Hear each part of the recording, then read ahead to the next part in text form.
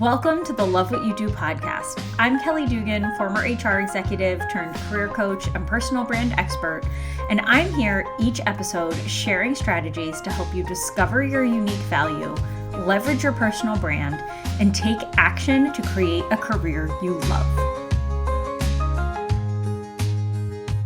All right, welcome back, my friends. In our last episode, we covered how you know when it is time to leave your job, right? We talked about all of the telltale signs, the gut feelings, when to listen to them. But today we're going to go a little bit deeper into that topic, and we are going to talk about how you actually leave your job.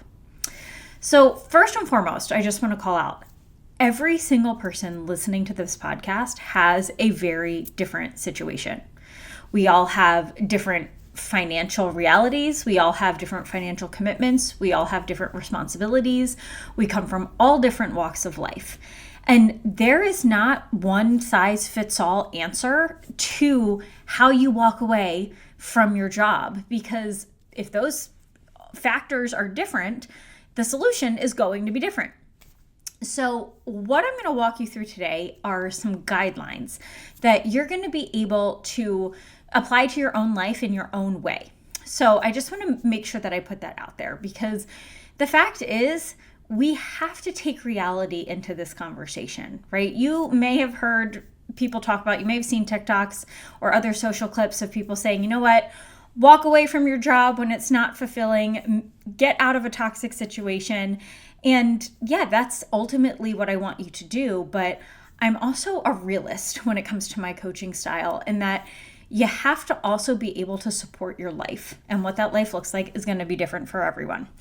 So what we're going to be talking about today are not some idealistic principles, but an actual action roadmap that you can apply to your specific situation to take action and make change. Because as we talked about in our last episode, when you know it's time to walk away, the most important thing that you do is something. You need to take action. And we're going to talk about what actions you should be taking in this episode right here. All right, so you know you got to walk away from your job.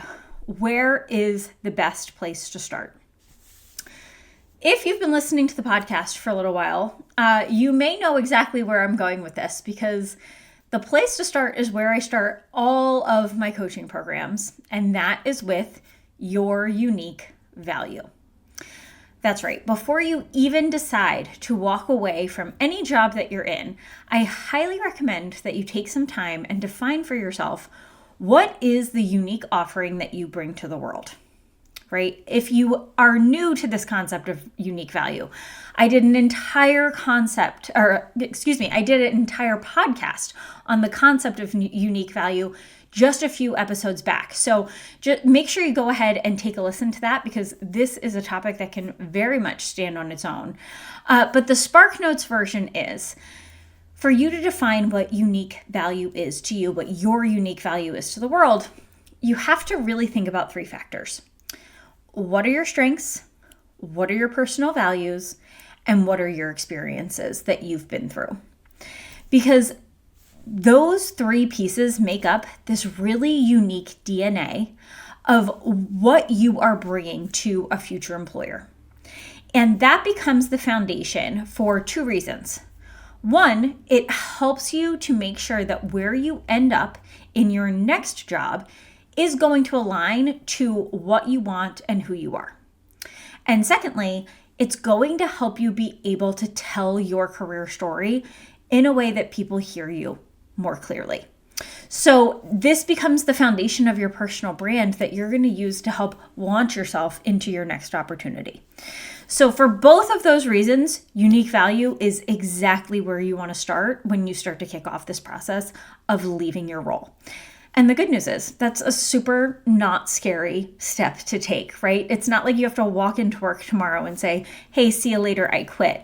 This is something that you could start doing immediately. You can shut off this podcast today and start defining unique value for yourself. And that can be your first step in actually walking away from a position that you're ready to walk away from.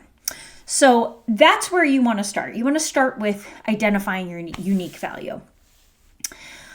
Next, you have to define for yourself, where do you want to go? Because it is always better to be running towards something than running away from something, right? And what we're going to talk about in this episode today is how you can be intentional around this process of leaving a current role.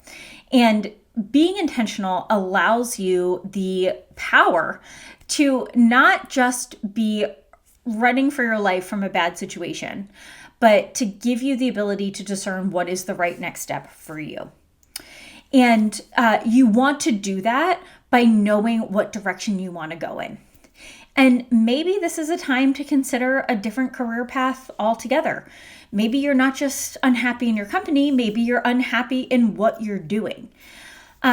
If you find yourself in that situation, I do want to call out a resource that I have for you. I just recently, in the last 2 months, launched a self-paced coaching course. It's called Discover Your Career Path. And it is specifically for folks who don't feel like they're in the right career path for them. They need to understand their unique value. They need to do some market research on what other career options are available to them. And it allows you to not only make that selection of what you want your next career path step to be, but create an action plan to help you get there. So if you are falling into that category of, you know what, Kelly, I don't even know what is next for me. I don't even know what my next right step should be. That course is a phenomenal place to start. And like I said, it's self-paced, so you can do it on your time. It's another thing that you can start doing today to be able to help get you towards this action of leaving your role and moving on to your next step. So if you don't know your path, highly recommend that. Let's say you know what you want to do next. You just know it's time to go. You know where you want to go. You just need to actually get there at this point. So this is where you want to create for yourself what I call a job search strategy. Now, if you've been through a job search before, you may know that they can feel very non-strategic sometimes, right? They can be very reactive. Many of us look at job search as, I see a job that is open in some kind of posting. Maybe I hear about it from my network. I submit my application for that role, and then I wait. That is a part of job search, but it's only one of 4 different pieces that you should have in your job search strategy. So I'm going to talk through today what should be in your job search strategy so that you can really have a proactive approach to landing that next role for yourself. So let's start with the first piece, which is that pillar I just described. This is your basic job search. This is what a lot of people do on LinkedIn. Maybe you're on Indeed, you're looking on industry-specific job boards, and you see a position that's open. You get your resume, you apply for that position, you cross your fingers, and you hope to hear back. If you are at all familiar with the job market right now, that is becoming an increasingly more difficult way to land your next role. Now, I will not say that you should not spend any time in that basic job search pillar. You absolutely should. It's something that is still worth your time and energy, but it should only be worth a quarter of your time and energy because the job market is becoming more and more saturated as technology becomes more and more advanced.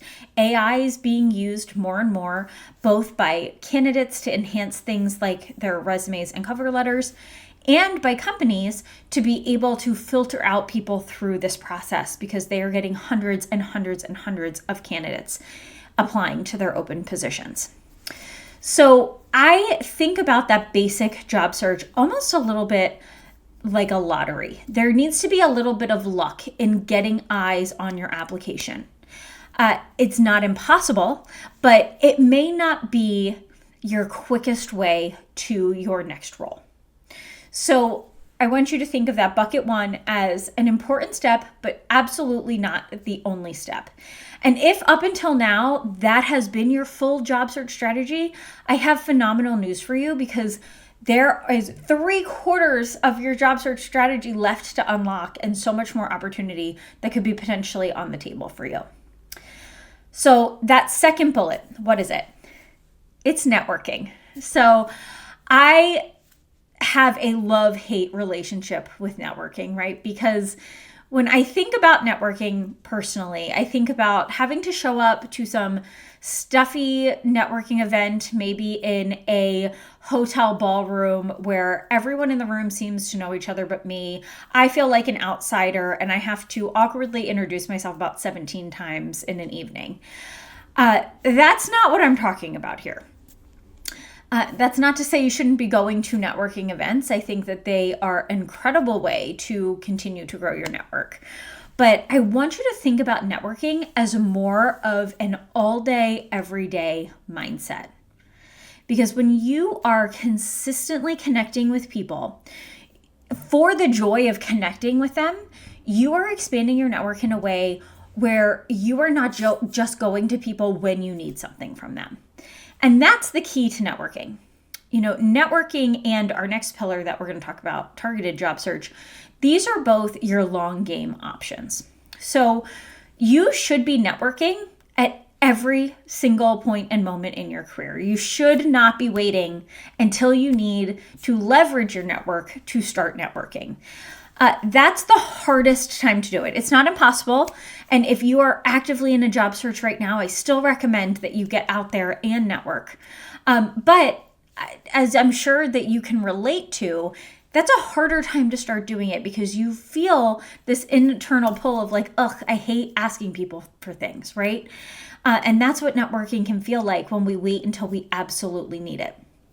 So when we shift our perspective and we start taking the approach of networking, of getting to know people for the sake of getting to know them, keeping up with the connection because of the joy of connecting with those people, that's how you build a strong network. And that doesn't have to look like going to these stuffy corporate networking events. That can look like having lunch with someone you haven't seen in a while, reconnecting with your old BFFs from your previous position that you haven't talked to in quite some time. Really just connect and talk to people, put yourself out there. That is what true networking is all about. The next pillar is called targeted job search. And again, like networking, this is a longer game play because this is where you sit down and ask yourself, what are 2 to 3, 4 to 5 max companies that I would love to work for, right? Maybe they're in your area that you want to live in or that you currently live in now. They're on the best places to work list. Maybe they are known for their compensation packages. Whatever it is that's pulling you, maybe they've got great work-life balance, whatever it is that's pulling you to these companies, create a list of the companies that you would absolutely love to work for. And start finding ways to get on the radar of those organizations now, even if they have no position that you would be qualified or interested in open at the moment. Don't wait for the position to be open to start getting on the radar of people in those organizations. So that could look like reaching out to folks who would someday be your peers if you ever worked in that organization, offering to buy them a cup of coffee, talk with them about how they got where they were, have just true open conversation from a learning perspective, where you're not expecting anything because there is nothing for them to give in that moment. But it's all about, it can even look like just commenting on posts that organization is posting online, engaging in their brand in some way. If they're a brand that has in-person events you can go to, going to those events, whatever you have to do to meet people and get on the radar of that organization. And more importantly, of the people within that organization, because that is what is going to allow you to be the first one that's top of mind if and when those opportunities do come along for you. So that's targeted job search. And then the fourth piece is your personal brand. And what I love about personal brand is because this is really the one that you have the most control over, right? This allows you to be able to define how people are perceiving what your unique value and what you put out into the world. Because when I start talking with people around personal brand, I think a lot of times folks tell me like, oh yeah, I don't need a personal brand. I'm not trying to be an influencer. I'm not an entrepreneur.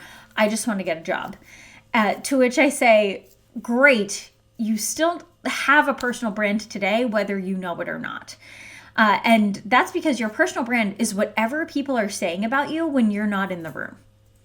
So when it comes to your personal brand, you really have two options. You could either decide to drive what that conversation looks like when you're not there intentionally by crafting your personal brand, or you can give up control and let that conversation happen outside of your shaping and direction. Either way, you are going to have a personal brand, but in only one of those circumstances do you get to actually drive the conversation. So you want to spend some time taking that unique value that you've defined for yourself and figuring out what are the personal brand pillars that you want to be known for? What are the areas that you want to be seen as a subject matter expert in? How can you start showing up in that way? Whether that be on social media like LinkedIn, putting out content of some sort, whether that be in your networking conversations, whether that be the story, the career hero stories that you tell about yourself in your interviews. All of this comes down to you crafting an intentional personal brand. And when you're putting that out there proactively, what is happening? Let's take a LinkedIn post, for example. Whether you are someone who is the type of person who loves being on camera and you want to film a clip of you providing value in your area of subject matter expertise, or you're someone who likes to be more behind the camera and you just want to put a post out there talking about your unique perspective, those pieces of content now exist on LinkedIn and now exist in the world. And there are two benefits that come from that. One is that the LinkedIn algorithm now recognizes you as an engaged user in the platform. So you're going to get a little bit of an algorithm boost on recruiters' radar when people are searching for you or searching for people like you. Because you're an engaged user, you're going to show up more highly in those results. But there's a second benefit, and that is that people are starting to get a first impression of you based on the personal brand that you're putting out there and defining for yourself before they even have a chance to look at a resume, look at your LinkedIn profile, or get to know you on an interview. So you are already positioning yourself as a subject matter expert, as someone who is impressive, as someone who has something to say and something to share very early on. And one of the biggest questions that I get from clients when I start talking about how they can put themselves out there with their personal brand is, what if people don't agree with me? And I completely get it, because when you first think of putting your opinions out in the ether in some way, shape, or form, that's a really scary thought. What it really is it comes down to a fear of rejection. But when it comes to landing your next role, don't you want to land somewhere who appreciates your perspective and what you're bringing into that role? So what you're really doing by speaking up and putting yourself out there, yeah, you are attracting people who you want to work with and for, but you're also disqualifying the people that you don't want to work with and for. Not everyone is always going to agree with everything that you say. However, there will be someone who agrees with it, and those are the people that you want to be with. Those are the people who you want to be able to work side by side. The people who appreciate the value that you're bringing at the end of the day. And that's what building your personal brand is all about. So those are the 4 types of job search that you want in your job search strategy when it's time to move on from your current role. You want to do the basics of see job, apply for job. You want to be building that network. You want to be connecting with the companies that you've targeted as ideal places for you to work. And you want to be pushing out and defining your personal brand for yourself and for others. And if you are doing all of those pieces, the next job will come, my friends. But One word of caution, especially when you are doing a job search simultaneously with a full-time role, it can lead to a lot of burnout. It can be very discouraging for a few reasons. One, we put a lot of work into that process. But two, we also can feel like every moment of every day when we're awake, we should be doing something. So one thing I want to encourage you to do is if you are getting ready to make this jump and leave your current position and find something new, you want to set up some kind of a routine for yourself and say, okay, between this time and this time, I dedicate to basic types of job search. This time and this time, I'm going to dedicate to networking. I'm going to dedicate, an hour on my calendar to reconnect with someone in my network on Zoom 2 times a week. I am going to work on my targeted job search and work on my personal brand this day a week and this day a week from this time to this time. I don't care what that routine looks like. I don't care if you're a morning person. I don't care if you're a night owl. Wherever you put that in, commit to yourself the times that you're going to do that. Because it's going to do 2 things. One, it's going to make sure that you're actually moving the needle in all 4 of these areas of job search. But it's also going to help let you off the hook when it is a Saturday afternoon and you're not working on job search because you're recharging and you're enjoying time with your family. And you don't want to sit there feeling guilty thinking about all the things you should be doing because you've already designed a routine for what you should be doing and you're checking those boxes and you have a set time to do those pieces. So just a word of caution when it comes to diving into that job search. The routine can be incredibly helpful to help you save your sanity so that you can feel refreshed and excited about this next step instead of frustrated and burnt out, which is the very feeling you are likely trying to get out of as you move into this next role. So if you are feeling ready to leave from your situation that you're in right now, for whatever reason, I highly encourage you to start to take these steps because, as I mentioned, these are steps you can start taking right now.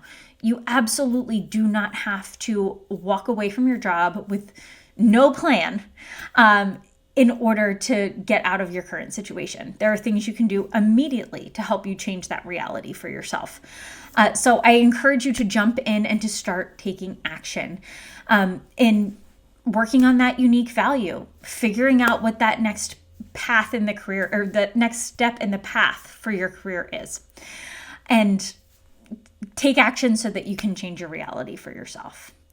So that is our episode for today. But I just want to remind you, these are the topics that I help my clients with, both one-on-one coaching and through coaching courses every single day.